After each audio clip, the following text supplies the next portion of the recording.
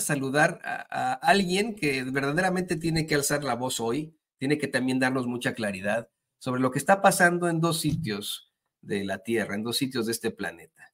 Uno, un lugar en el que continúa un genocidio que está siendo, pues vamos, garantizado por algunos países, y el otro en el que se está buscando reprimir a la gente que simple y sencillamente quiere expresarse, quiere hacer esa expresión de su voluntad.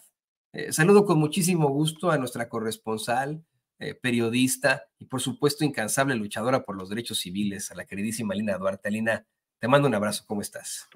Hola, querido Toño, pues yo aquí feliz de estar con ustedes, con la audiencia aquí en Sin Censura y feliz también de que podamos seguir hablando de este y muchos temas más como no se hace en otros medios de comunicación. Así es, Alina, esa es la realidad. No muchos medios le están entrando, o sí, yo quiero decirte que seguramente como tú en casa, en esta, la que es tu casa y que es casa del público consentidor de Sin Censura, hemos derramado muchas lágrimas por el genocidio encabezado por un Estado político, un Estado que está asesinando de forma sistemática a civiles, especialmente a niños, a niñas, a ancianos, adultos de la tercera edad, a mujeres embarazadas, adolescentes. Ayer lloramos hasta el cansancio, mi esposa y tu servidor, al ver las imágenes de un papá desconsolado llevando a su hija adolescente, a la que le faltaba la mitad de la cara, a un hospital en el que hicieron lo posible para poder revivirla, pero ya no se consiguió, le tuvieron que cubrir el rostro, se lo digo ya un poco más tranquilo después de haber llorado un largo tiempo, entre tantas imágenes terribles que siguen ocurriendo en la Franja de Gaza, encabezadas por un gobierno que, aunque suene reiterativo, se tiene que plantear así, un gobierno que es completamente político. Lo planteo porque ayer por la noche y en estas las celebraciones por el Hanukkah para los judíos, cientos de judíos salieron a las calles de sus ciudades alrededor del mundo para hacer un llamado al cese al fuego, para una vez más exigir que no hagan esto en su nombre, que no utilicen a la religión y al gran pueblo judío para realizar esta terrible masacre, este genocidio en contra de niños, de niñas, de mujeres embarazadas. Continúan las acciones, continúan pues los golpes por parte del Estado de Israel. Poco a poco han ido acorralando a la población civil hacia la parte sur de la Franja de Gaza, esto con reportes de las principales agencias como AFP y Associated Press. La Franja de Gaza se divide en varios sectores, en distritos, y el último distrito, el que está hasta el sur, se llama Rafah. El gobierno de Israel, el Estado de Israel, ha estado planteándole a los civiles que se muevan de un distrito a otro constantemente y ahora ya no hay a dónde ir. La gente se concentra completamente en el sur, en donde ahí también hay incursiones militares, tanto terrestres como bombardeos en estos momentos. Te quiero mencionar, Alina, que hasta cierto punto ya hemos visto al menos la reacción de algunos medios acá en los Estados Unidos. Con alegría vi que por fin en CNN por primera vez hicieron una crítica a la guerra en la Franja de Gaza. Por primera vez hicieron un comparativo, por ejemplo, con Alepo. Por primera vez hubo una denuncia en la cadena CNN que durante todo este tiempo se ha mantenido silenciosa sobre ese genocidio que se vive ahí en la Franja de Gaza y le ha dado, en todo caso, toda la verdad a una de las facciones, al Estado de Israel, en todo lo que dicen. También hemos visto cómo reporteros y comentaristas de la cadena MSNBC han también hecho un fuerte llamado al cese al fuego después de ver las terribles imágenes en las que pues se ve a niños muriendo o ya muertos después de los bombardeos indiscriminados. Y esto, querida Lina, viene a colación de pues un llamado fuerte de un cese al fuego, tanto de a países en Naciones Unidas como pues de organismos y de circunstancias, y también insistiendo hasta el cansancio en que en Sin Censura no tomamos partido, que no le estamos inventando nada tampoco. Este establecimiento de un genocidio, de que verdaderamente se trata de un genocidio, ha sido dado a conocer por Naciones Unidas y sus organismos alrededor, como son UNICEF, como son la Organización Mundial de la Salud, y por organismos independientes que son reconocidos alrededor del mundo como verdaderas instituciones, como Amnistía Internacional, Human Rights Watch y, por supuesto, Médicos Sin Fronteras, que han estado denunciando también el asesinato de muchos médicos, de periodistas, de personas que simple y sencillamente están ahí para apoyar a la población civil, querida Lina. Ay, Toño, pues mira, esto que comentas, este amplio panorama que mencionas, la verdad es que yo ya no sé qué agregar. Todos los días salen nuevos pronunciamientos, sean de artistas, sean de organizaciones, sea de la propia Naciones Unidas, que habíamos visto cómo ha sido cuestionada en otros episodios por no poder hacer nada, e incluso ahora que la ONU alza la voz, que el secretario general Antonio Guterres llama al Consejo General, digamos, de acuerdo a las facultades que se le otorga, convoca a una reunión, es vetado este llamado, un simple llamado al cese fuego. No estamos hablando de cómo va a quedar el Estado de Israel frente a este tipo de escenarios terribles que evidentemente tendrían que terminar ante la Corte Internacional de Justicia, por decirlo menos. Sin embargo, todos los pequeños actores que pudieran, o incluso grandes actores que pudieran haberse pronunciado, y muchas ya lo han hecho, y aún así este genocidio sigue en completa impunidad. Esto, la verdad es que yo me he cansado de repetirlo, esto no es un tema de derecho, esto no es un tema de jamás, esto dejó de ser hace mucho tiempo, incluso concediéndoles a Israel y a Estados Unidos que desde un inicio esto se tratara de combatir al terrorismo. Creo que las imágenes y la información que va llegando todos los días a través de las redes sociales, a través de medios independientes o medios como Al Jazeera, pues definitivamente nos hacen creer que es una lucha contra el terrorismo cuando cerca de 8,000 niños y niñas han sido asesinados, muchos de ellos por bombardeos, o incluso en los últimos días han dado notificaciones sobre el asesinato a quemarropa, ¿no? Es decir, están entrando a los albergues a asesinar a quemarropa a mujeres y a niños palestinos por el simple hecho de ser palestinos. El genocidio es la expresión máxima ya de una deshumanización de un sector de la población, así como el feminicidio es esa expresión de odio hacia las mujeres y es la culminación de todos una serie de delitos, de misoginia estructural. Pues el genocidio es acabar con un sector de la población por el simple hecho de pertenecer a ese sector. Ya lo hemos visto en algunas partes, en Ruanda, por ejemplo, lo hemos visto también, digamos, más que el genocidio, hemos visto también lo que ha implicado un apartheid como en Sudáfrica, por el simple hecho, ¿no?, de pertenecer a cierto grupo social. Lo que estamos viendo ahora es eso, es la deshumanización de cualquier persona palestina, sea niño, niña, recién nacido, sea hombre, sea mujer, sea mayor de edad.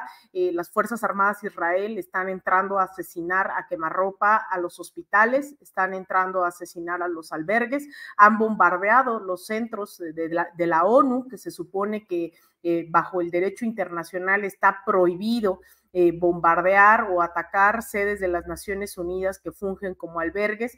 Eso está ocurriendo ya en Palestina, es decir, hay una limpieza étnica que nada la está deteniendo, aun cuando incluso los pronunciamientos de Estados Unidos, que está financiando obviamente este genocidio, aun cuando Estados Unidos cuestiona, no está condenando, está cuestionando lo atroz que es esto, con todo el cinismo que ello implica. Aún así, Israel, las Fuerzas Armadas, el que encabeza las Fuerzas Armadas, ha dicho que con o sin presión internacional van a acabar con el terrorismo, ¿no? Insistiendo y creyendo que todos somos idiotas y que esto realmente se trata de una lucha contra el terrorismo. Entonces, yo la verdad instaría nuevamente a nuestra audiencia, a nuestra bella y combativa audiencia, a que se sume a compartir toda la información que está saliendo, a que se sume a informar lo que está ocurriendo. Son más de 18,000 ya personas asesinadas oficialmente, es decir, bajo los escombros habrá otras tantas miles de personas que todavía y tal vez nunca se sepa, porque familias enteras que podrían notificar sobre la desaparición de algún familiar, pues también fueron asesinadas totalmente, ¿no? Es decir, hay familias o por ejemplo bebés, ¿no?, que sobrevivieron bombardeos en hospitales o algo, pero que ya no tienen familia. Entonces, la atrocidad de lo que está ocurriendo hoy en Palestina de verdad es increíble. Hay que seguir visibilizando, hay que seguir concientizando, hay que seguir boicoteando a las empresas que se estaban regocijando de esta ocupación y ahora de este genocidio. Hay que boicotear a Cemex, hay que boicotear a la marca HP. Yo les decía, esto sí funciona. La marca Puma de ropa retiró su financiamiento a la selección de fútbol de Israel ante las presiones internacionales. Starbucks ha visto caer pues estrepitosamente también sus inversiones, sus ganancias al estar coludida también con esta ocupación. Entonces creo que eso es lo inmediato que podemos hacer, además obviamente de salir a las calles, y les vuelvo a insistir, mucha de la audiencia yo sé que nos está viendo, vive, reside en Estados Unidos, y el hecho de que salgan a protestar en Estados Unidos tiene un doble, un triple valor. No es lo mismo salir a marchar en el resto del continente que en el país que está financiando este genocidio. Así que ojalá que se puedan sumar a las protestas locales, sea de donde sea, en Nueva York.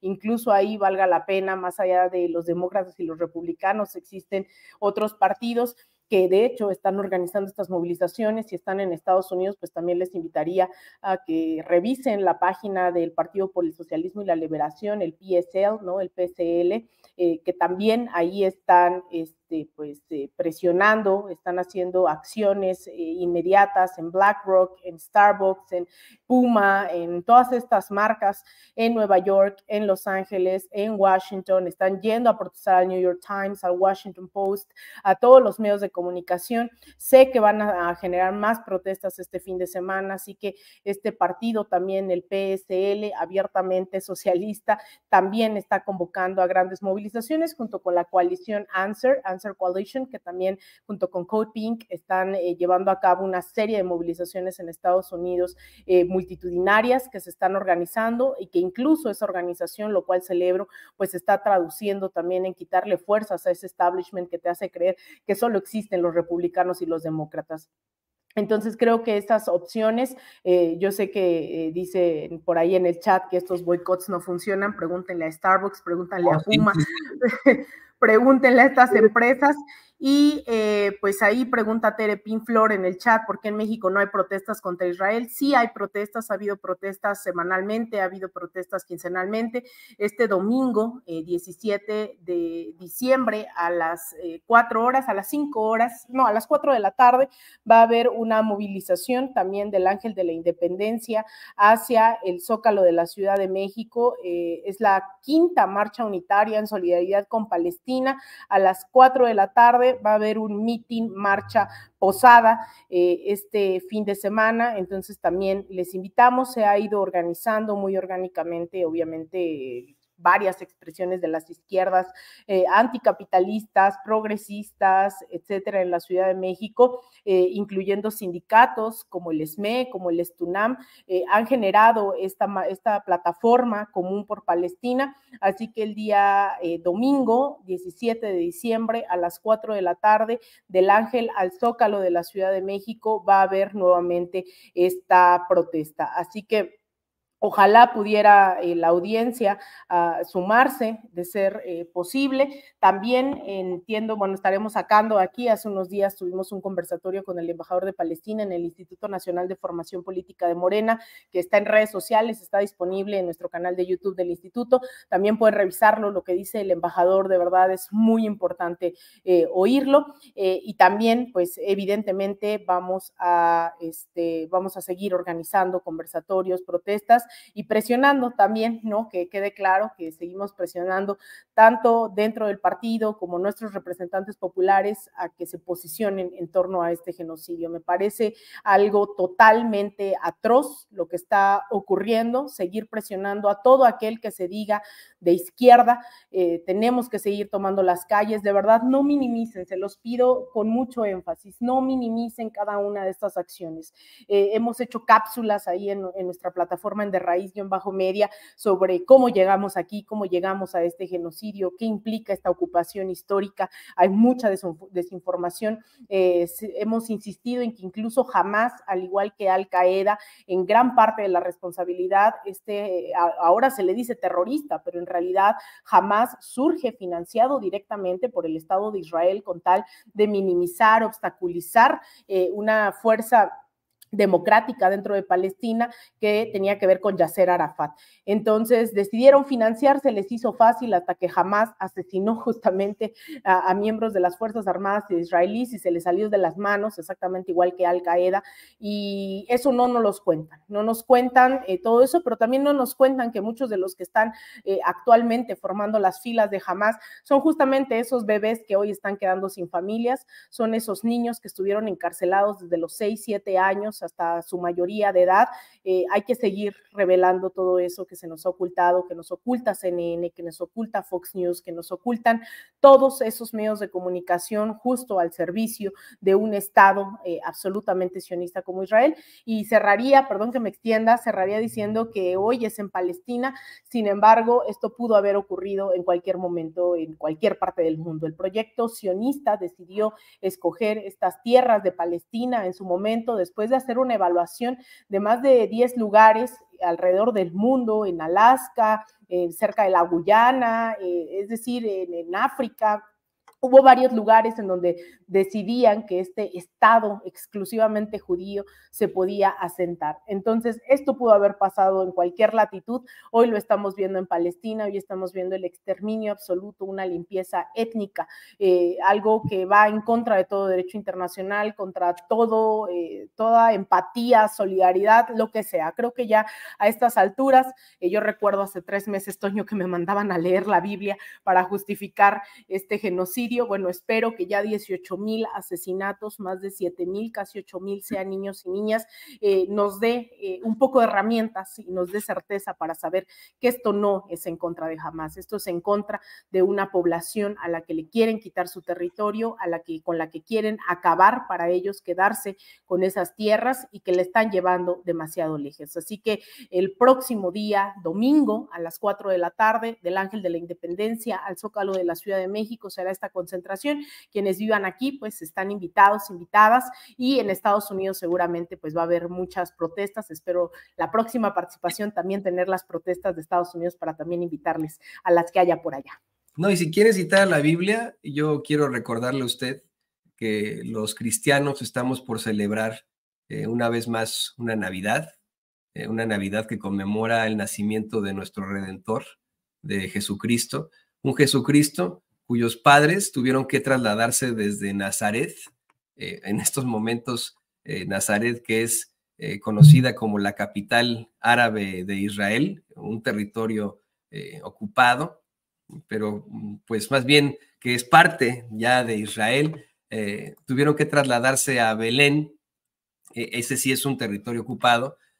Belén está en Cisjordania y es parte de uno de los territorios ocupados por el Estado de Israel. Tuvieron que trasladarse hace más de 2,000 años para ser parte de un censo, pero no tuvieron ningún problema, o no tuvieron mucho menos problemas que los palestinos hoy en día al trasladarse de un lugar a otro entre estos estados. No tuvieron que enfrentarse a tantos bloqueos, a tantas, ¿cómo decirlo así?, checkpoints, a tantos puntos de revisión, y sobre todo no tuvieron que enfrentarse a un genocidio. Hoy, querida Lina, querido público consentidor, circulan muchas imágenes de iglesias cristianas y católicas en las que en su nacimiento ponen al niño Jesús entre piedras, entre los escombros, y el planteamiento de muchos cristianos es ese: si Cristo naciera hoy ahí en Palestina,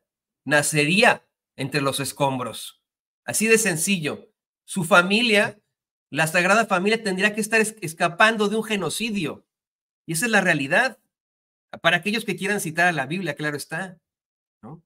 Además, quiero decirle que efectivamente, como dice Alina, han habido vigilias, protestas alrededor del mundo, y yo le pediré a usted que se sume a ese llamado también a la paz, no a estar a favor o en contra de un Estado. Es un llamado a la paz. Yo me encontré con esto en mi ciudad, en la ciudad en la que yo vivo. Van a haber protestas durante todo este fin de semana.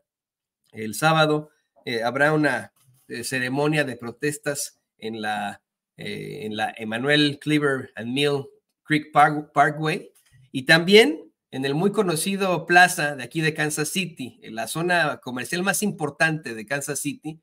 Ahí habrán una serie de protestas. El sábado va a ser de las 3 a las 6 de la tarde.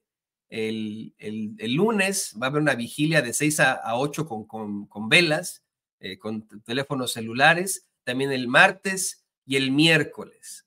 Esto pues para honrar las vidas de los que han fallecido ahí en la franja de Gaza, que esa es la realidad a la que se enfrentan. Y bueno, también quiero compartirles esta imagen que circula en redes sociales y que es desgarradora.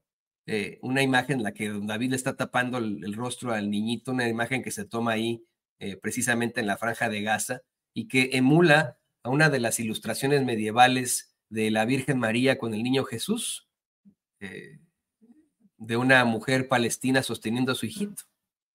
Nada más, ahora que Alina mencionaba cómo es que la han atacado mencionando a la Biblia, citando a la Biblia, todo por exigir un alto al fuego, todo por exigir la paz ahí en la franja de Gaza. Pero bueno, Alina, ¿qué te parece que vamos al otro tema candente, al otro tema doloroso? Le pido al equipo que nos grabe, puesto que también en otra parte del planeta se está sufriendo mucho debido a las políticas neoliberales y fascistas de un verdadero desquiciado. Y por supuesto que nos referimos al presidente de la Argentina, Javier Milei, quien desde que tomó posesión de su cargo ha estado realizando una serie de estupideces que le están, para muchos, dando en la torre a la economía de su país. Una de estas fue devaluar su moneda de manera terrible, encareciendo los productos y disminuyendo, por supuesto, los salarios en ese país. También ha incrementado el costo del transporte público en algunas ciudades, lo cual de ninguna forma va en contra de lo que él le llama la casta de los ricos y poderosos. Por si esto fuera poco, y ante la desesperación de muchos argentinos que hoy están pagando muchísimo más por la gasolina, por la comida, su ahora secretaria o ministra de Seguridad, Patricia Bullrich, contra quien se habría enfrentado él, imagínese usted, en las elecciones, y quien habría declinado por Milei en la segunda vuelta de las elecciones, Patricia Bullrich, amenazó así al pueblo de Argentina en caso de que busquen protestar, alzar la voz pacíficamente en contra del gobierno. Esto fue lo que dijo la señora Patricia Bullrich. En primer lugar, el anuncio ya está hecho. Las calles no se toman. Así que sepan que si se toma la calle va a haber consecuencias. No es un problema de anunciar, ya se sabe que vamos a ordenar el país para que la gente pueda vivir en paz, llegar a sus trabajos, llegar a las escuelas o a donde tenga que ir. Así que el anuncio está hecho. Todavía el vocero de Milei, en una especie como de copia que le hacen ahora a la Casa Blanca, queriendo siempre emular la Casa Blanca, etcétera, pero con la Casa Rosada, que vendría siendo la residencia oficial allí en Argentina, hace declaraciones aún más nefastas, más funestas, más duras. Esto es lo que dice este tipejo. La ministra Patricia Bullrich, en conferencia de prensa, va a dar a conocer lo que se denomina el protocolo para el mantenimiento del orden público ante el corte de vías de circulación, que incluirá sanciones severas a todos aquellos involucrados en impedir la libre circulación de los argentinos, y esto alcanza al que corta, al que transporta, al que organiza y al que financia. Además de todo, amenazaron que no va a ser el Estado el que cubra los gastos de la fuerza pública reprimiendo a su gente, sino que van a cobrarle esa represión a las personas que detengan. Esto es verdaderamente inaudito, y si me lo permite, esto que menciona el vocero de Milei, esto de que los que afecten las vías públicas, ¿que no por eso descalabraron al ahora presidente López Obrador cuando era activista? Alina, te escuchamos, sé que tienes mucho que decir al respecto. Mira, lo que estamos viendo hoy, querido Toño, en el caso de Argentina es, híjole, es que es tremendo, ¿no? No se vale decir, se los dije.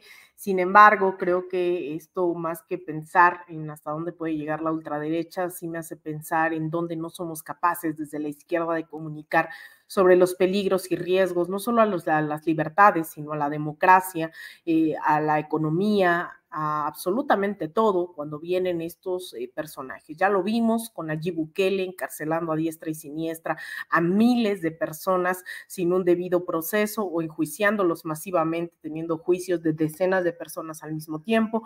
Hemos visto un Jair Bolsonaro atacando a las minorías, incluso su hijo, yo no me canso de decirlo, estuvo involucrado en el asesinato de Marielle Franco, una legisladora afrobrasileña, lesbiana, y aún así no ocurrió nada.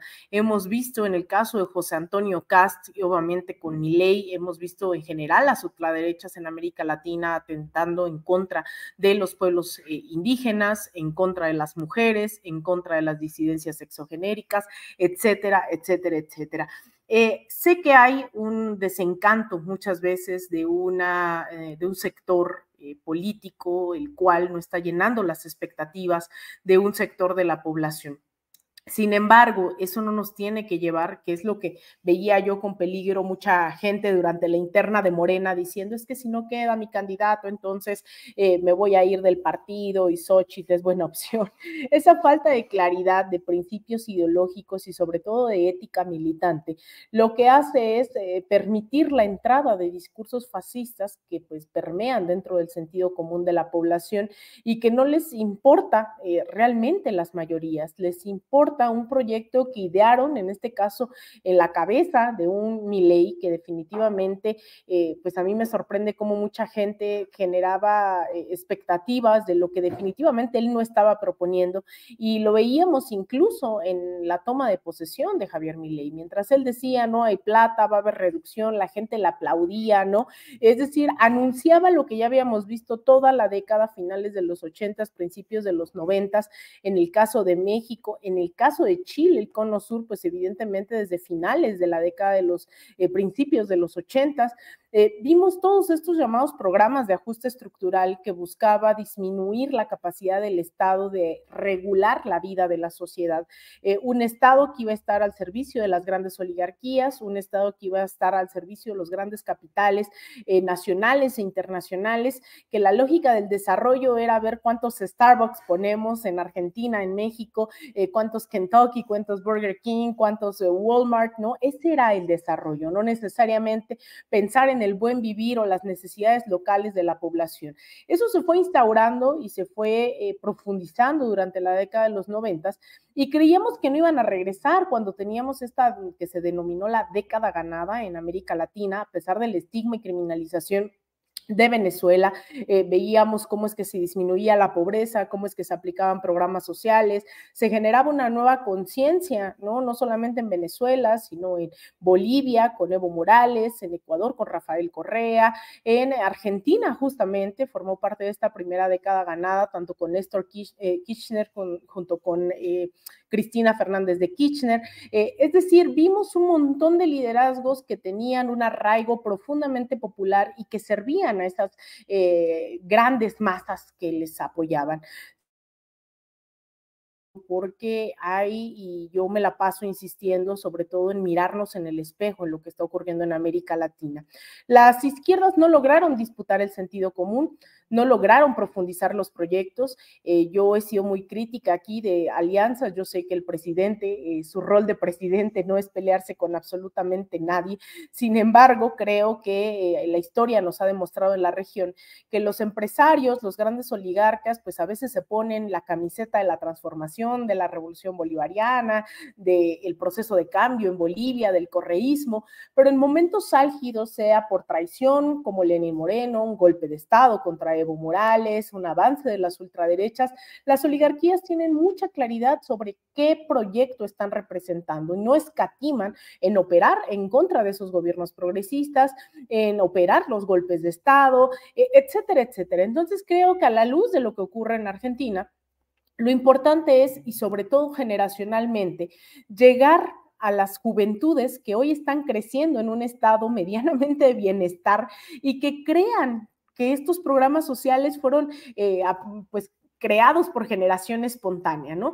Que no se haga, es decir, necesitamos hacer esa conciencia histórica de que hoy llegamos a un 2023 con 5 millones de personas fuera de la pobreza, con una disminución de casi, no sé, son cerca del 60% de los delitos del fuero federal, 11% en disminución de los feminicidios, cuántas familias tienen hoy programas sociales, cómo se han creado, se han llevado a un tema ya constitucional. Es decir, el México del 2023 no corresponde ni siquiera al de 2018, ni al del 2012, ni el 2000. Los jóvenes que hoy están siendo beneficiarios de Jóvenes Construyendo el Futuro, que no tienen, por ejemplo, es tan presente como mi generación, la guerra contra el narcotráfico, hay que hacer conciencia, porque si no estos logros parece que pues se conquistan de la noche a la mañana, que solo es cuestión de ir a votar. Hay que transformar la conciencia. Cuando decimos la revolución de las conciencias, no es un mero eslogan, es la necesidad de transformar ideológicamente, políticamente, culturalmente, acabar con esas izquierdas meritocráticas que todavía son profundamente individualistas. Es decir, hay muchos retos por delante y yo creo que vamos a tener que mirar pues profunda curiosidad, interés lo que ocurre hoy en Argentina, porque también se ha demostrado que cuando se dejan espacios vacíos, la derecha no escatima en tomarlos, sea en los medios públicos, sea en las calles, sea en las universidades, sea en los sindicatos, sea en donde sea, la derecha día y noche está operando. Y creo que la 4T, creo que nuestros paisanos y paisanas, que además tienen un rol fundamental en esto, tenemos que ser conscientes de cómo llegamos aquí. Los Javier Milei, mira, se miran muy lejos la Patagonia. Sin embargo, aquí tenemos, aunque nos dé risa los Verástegui, pero los Milei también les daba risa a las izquierdas argentinas hace 3 años. Hace 2 años todavía decían que no iba a poder llegar, que nadie lo conocía. Hace 1 año decían, no, con la mano en la cintura, el Frente Amplio, el kirchnerismo, el peronismo va a volver a triunfar. Sin embargo, en cuestión de meses, los medios de comunicación le dieron como a nadie en el país todos los espacios posibles. Estuvo aquí en México justo hace 1 año en la cumbre de CIPAC en Santa Fe, es decir, ya se vienen orquestando estos foros internacionales de ultraderecha en los cuales están posicionando a la gente que creen que puede llevar una agenda de ultraderecha. Entonces, Donald Trump en ese momento mandó solo un mensaje vía virtual, pero ese facho que compitió por la presidencia en Chile, José Antonio Kast, también mandó un mensaje en esta cumbre. Estuvieron aquí Eduardo Verástegui, obviamente organizando todo, estuvo el hijo.